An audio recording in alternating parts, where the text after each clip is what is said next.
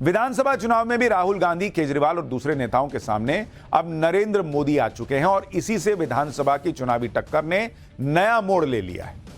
क्योंकि आप देखिए, अमेरिका से लौटते ही प्रधानमंत्री नरेंद्र मोदी हरियाणा के मिशन में जुट गए। आज हरियाणा चुनाव में उनकी भी एंट्री हो गई। उधर राहुल गांधी ने आज जम्मू कश्मीर में रैली की, कल वो हरियाणा में रैली करने वाले हैं। प्रियंका वाड्रा भी हरियाणा के चुनाव में उतर आ गई। अरविंद केजरीवाल भी जेल से निकलने के बाद हरियाणा में पूरा जोर लगाए हुए हैं और कह रहे हैं कि नई सरकार उनके बिना तो नहीं बनेगी। यानी इस पूरे मामले में मोदी, राहुल गांधी और अरविंद केजरीवाल सब अब एंट्री कर चुके हैं हरियाणा चुनाव में। सबसे ज्यादा खलबली मची प्रधानमंत्री मोदी की एंट्री से, क्योंकि आज नरेंद्र मोदी ने हरियाणा के सोनीपत में एक रैली की और ऐसी ऐसी बातें बोली बॉस कि कांग्रेस में हड़कंप मच गया। कांग्रेस जिस तरह से हरियाणा में माहौल बनाने में लगी है, उसमें पीएम मोदी ने आते ही बड़ा डेंट मार दिया। उन्होंने कहा कि भाई कांग्रेस तो इस तरह से अंदर ही अंदर झगड़ रही है, तुम लिख के ले लो कि हरियाणा में गलती से कांग्रेस की सरकार आ गई तो अपने झगड़े में हरियाणा को बर्बाद कर देगी। सुनिए एक बार पीएम मोदी ने क्या कहा, फिर आपको बताऊंगा पीएम ने ये बात आखिर कही क्यों है, हरियाणा में चल क्या रहा है, कश्मीर में चल क्या रहा है।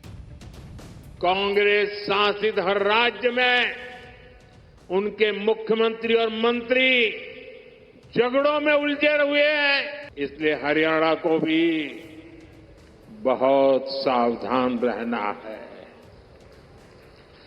गलती से भी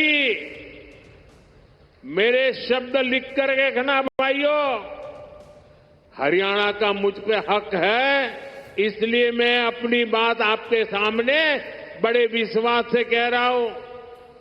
याद रखना, गलती से भी कांग्रेस आ गई तो अपने झगड़ों में ही हरियाणा को बर्बाद करके छोड़ेंगे। भाई ये बात तो किसी से छुपी नहीं है कि कांग्रेस जहां जहां सरकार में आती है वहां वहां अपने झगड़ों में उलझ जाती है और इन झगड़ों में ऐसा उलझती है कि फिर पब्लिक सोचती है कि भाई इनको वोट बेकार ही दे दिया।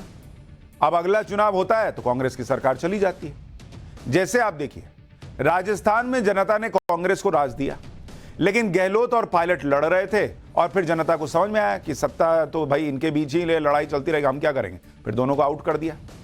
इसी तरह से छत्तीसगढ़ में जनता ने कांग्रेस को मौका दिया, लेकिन वहां भी झगड़ा चल रहा था और वहां भी जनता ने बाद में इन्हें बाहर का रास्ता दिखा दिया। वहां चल नहीं रहा था टीएस सिंहदेव और मुख्यमंत्री के बीच में। कर्नाटक देख लीजिए, जनता ने कांग्रेस को मौका दिया, वहां आज तक सीएम सिद्धारमैया और डीके शिवकुमार का टकराव चल रहा है।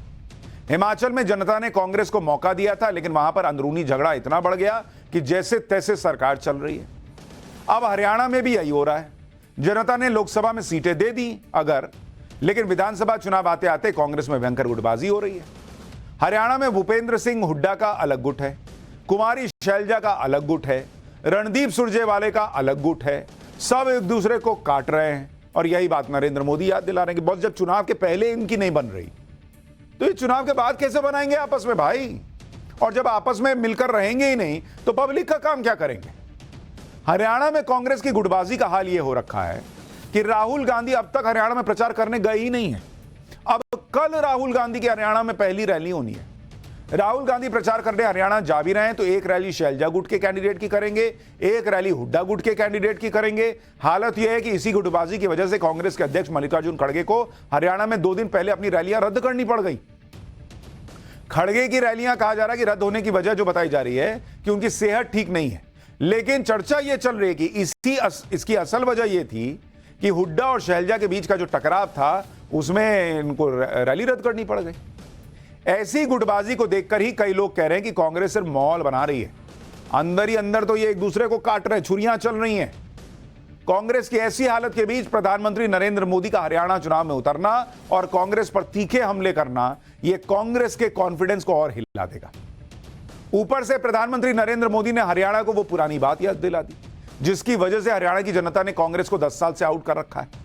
पीएम ने हरियाणा की रैली में डीलर और दामाद का जिक्र कर दिया, जो कांग्रेस की परेशानी को और बढ़ा देगा। सुनिए डीलर और दामाद वाला हमला।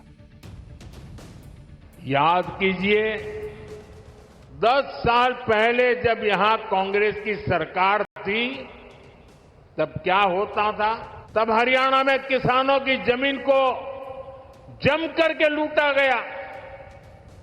कांग्रेस ने हरियाणा को दलालों और दामादों के हवाले कर दिया था। दलालों और दामादों से बचना है तो कमल ही बचाएगा। हरियाणा में पीएम मोदी ने कांग्रेस पर 3 बड़े अटैक किए। पहले गुटबाजी पर कांग्रेस को घेरा, कहा कि ये सत्ता में आएंगे तो हरियाणा को बर्बाद कर देंगे। फिर दूसरा अटैक डीलर और दामाद वाला किया कि बॉस क्या हाल था, आपको याद ही है कैसे डीलर और दामाद हरियाणा चला रहे थे। डीलर का जिक्र उन्होंने हरियाणा में हुड्डा सरकार के लिए किया, तब हरियाणा सरकार पर भ्रष्टाचार के कई बड़े आरोप लगे थे। दामाद का जिक्र उन्होंने रॉबर्ट वाड्रा के लिए किया, जिन पर जमीन सौदे में घोटाले के आरोप लगते रहे। पीएम मोदी ने तीसरा बड़ा अटैक राहुल गांधी के आरक्षण वाले बयान पर किया, कहा कि आरक्षण से नफरत कांग्रेस के डीएनए में है। कैसे राहुल गांधी के अमेरिका में आरक्षण पर दिए बयान को लेकर पीएम मोदी ने हमला किया, पहले सुन लीजिए, फिर आपको बताऊंगा कि किसानों के मुद्दे पर कैसे पीएम मोदी ने कांग्रेस की पोल खोली। कांग्रेस के शाही परिवार से जो भी प्रधानमंत्री बना उसने हमेशा आरक्षण का विरोध किया है। आरक्षण का विरोध, आरक्षण से नफरत, ये कांग्रेस के डीएनए में है। इसलिए आज भी हम देखते हैं कांग्रेस के शाही खानदान की चौथी पीढ़ी भी आरक्षण को हटाने की बात कर रही है। राहुल गांधी लगातार यह माहौल बना रहे हैं कि उन्होंने पीएम मोदी का कॉन्फिडेंस कम कर दिया। जिन भी लोगों को ऐसा लगता है कि उन्होंने आज पीएम मोदी की हरियाणा में हुई रैली को देखना चाहिए कि उनका कॉन्फिडेंस कम हुआ है या नहीं। हरियाणा की रैली में पीएम मोदी जबरदस्त फॉर्म में दिखे, कांग्रेस को सबसे बेईमान और धोखेबाज पार्टी बताकर बड़ा हमला किया। हरियाणा की रैली में पीएम मोदी ने कांग्रेस के धागे खोल दिए। हरियाणा के चुनाव में कांग्रेस ने किसान आंदोलन और एमएसपी को मुद्दा बनाया हुआ है।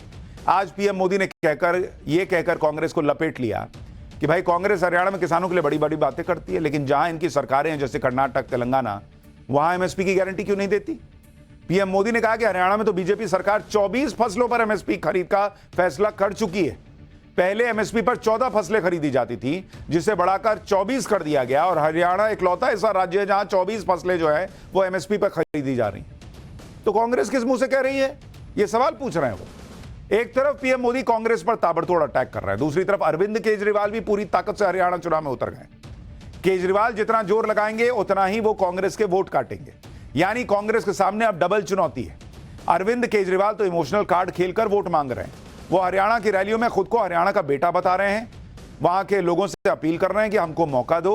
सुनिए एक बार केजरीवाल को। इनको लगा केजरीवाल को तोड़ देंगे जेल के अंदर।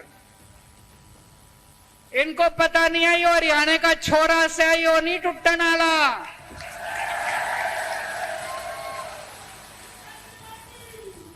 केजरीवाल को कोई दुनिया की ताकत नहीं तोड़ सकती। किसी को भी तोड़ सकते हो, हरियाणा वाले को नहीं तोड़ सकते। यानी एक तरफ नरेंद्र मोदी, दूसरी तरफ केजरीवाल, ऊपर से राहुल गांधी का बवाल जो उन्होंने आरक्षण पर बोल रखा है, जो उन्होंने सिखों को लेकर बोल रखा है। वो रायता ऐसा फैला है कि कांग्रेस नहीं समेट पा रही। यानी हरियाणा में तो गेम सेट होता हुआ दिख रहा है, और कांग्रेस की मुसीबतें गुटबाजी से लेकर राहुल गांधी का बयान तक बढ़ा रहे हैं। लेकिन जहां तक जम्मू कश्मीर की बात है, वहां जीते कोई भी हारे कोई भी, एक काम जो पीएम मोदी ने किया, वो काम जो कोई दशकों तक नहीं कर पाया, वो हुआ है कश्मीर में। और वो काम यह है कि वहां भर भर के